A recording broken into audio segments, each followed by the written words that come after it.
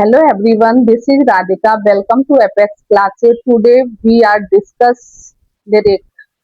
चलिए इसकी डेफिनेशन की बात करते हैं. Lyric is a short musical personal poem. Lyric एक शॉर्ट पोएम होने के साथ साथ ये पर्सनल पोएम भी होती है और इसको म्यूजिक के साथ गाया जाता है.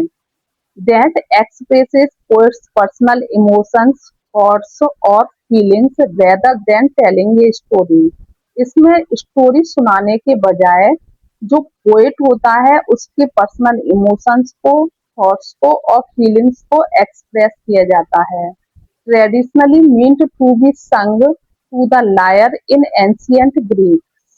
एंशियंट ग्रीस टाइम पर जो इंस्ट्रूमेंट था जिसका नाम था लायर, उसके साथ में लिरिक को गाया जाता था. करेक्टरिस्टिक की बात करते हैं. सब्जेक्टिव. सब्जेक्टिव का मतलब क्या होता है? Focuses on the poets inner state, moods, feelings.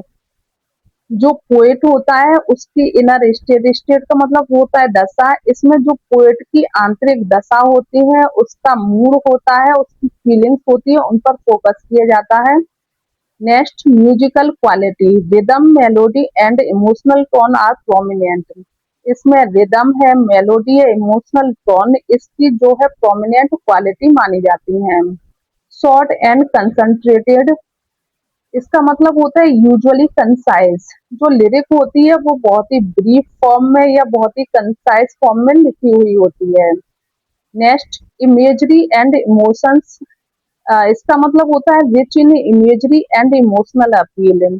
इसमें इमेजिनेशन का और जो पोएट है उसके इमोशन का भरपूर यूज किया जाता है. Not narrative. नैरेटिव का मतलब होता है स्टोरी. इसमें स्टोरी का यूज नहीं करते हैं. अनलाइक एपिक्स और बैलेड. एपिक का मतलब होता है महाकाव्य. इसमें एपिक और बैलेड की तरह है. It does not tell a long story. इसमें एपिक और बैलेड की तरह एक बड़ी स्टोरी का यूज नहीं किया जाता है. लिरिक के टाइप की बात करते हैं तो फर्स्ट टाइप है इसका ओड. ओड क्या होता है? Formal, elaborate, exalted tone. जो ओड होता है वो फॉर्मल होता है. इलेबोरेट का मतलब डिटेल में दिया जाता है. एग्जाल्टेड का मतलब, टोन का मतलब होता है इसकी जो टोन होती है वो प्रेज प्रेज करने वाली होती है. यानी कि ओड में हमेशा किसी ना किसी चीज की प्रेज की जाती है. एग्जाम्पल, जॉन कीट्स ने लिखा था ode to a nightingale. Next देखते हैं एलेजी. एलेजी क्या होती है? Poem of morning. एलेजी जो होती है उसको हम शोकगीत बोलते हैं. जो जॉन मिल्टन ने लिसिडस नाम की एक फेमस एलेजी लिखी है. नेक्स्ट देखते हैं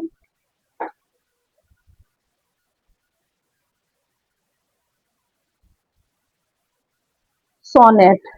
14 लाइन लिरिक. जो सोनेट होती है वो 14 लाइन की लिरिक होती है. विलियम शेक्सपियर ने 154 सोनेट को लिखा. हिम का मतलब होता है भजन, जो भगवान की स्तुति में गाए जाते हैं. रिलीजियस और डेवोशनल लिरिक. ये भी इस रिलीजियस और डेवोशनल लिरिक भी पाई जाती है. एग्जाम्पल देखते हैं द सॉलिटरी रीपर जिसे विलियम वर्ड्सवर्थ ने लिखा था, और टू ए नाइटिंगेल जिसे जॉन कीट्स ने लिखा.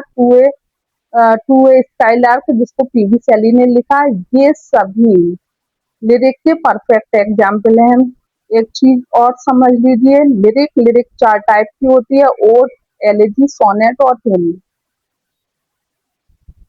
अगर एग्जाम में ओड टू ए नाइटिंगेल आता है, और हम सभी जानते हैं कि ओड टू ए नाइटिंगेल जो है एक ओड है, लेकिन अगर एग्जाम में ओड का ऑप्शन ही नहीं है तब आप वहां पे लिरिक टेस्ट करके आएंगे. अगर लिरिक जो है ऑप्शन में दिया है तो, क्योंकि जो ओड है वो लिरिक का ही सब टाइप है. आई थिंक आपको लिरिक समझ में आया होगा. Please like, share and subscribe my channel. मिलते हैं नेक्स्ट सेशन में. तब तक के लिए take care, bye bye and जय